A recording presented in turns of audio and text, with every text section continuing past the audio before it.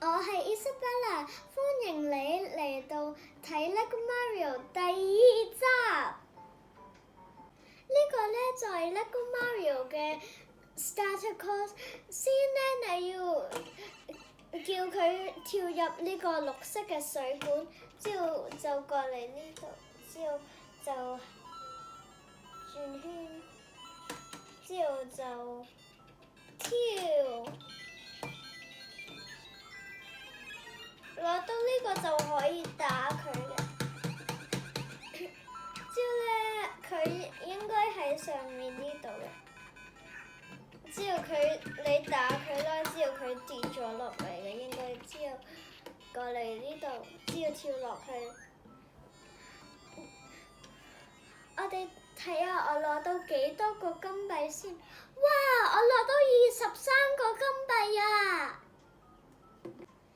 呢啲過關呢，其實可以換位㗎，我俾你睇下點樣換位。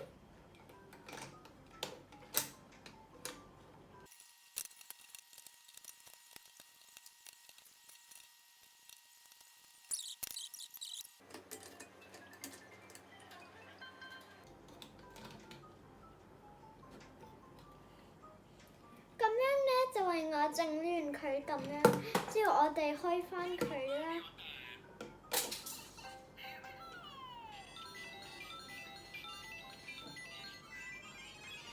到呢個，但係先要跳過嚟呢度，之後冇嘢，因為跌咗落去。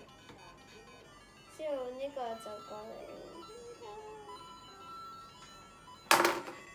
嚟，跌咗，之後就睇下有幾多錢先，14啊！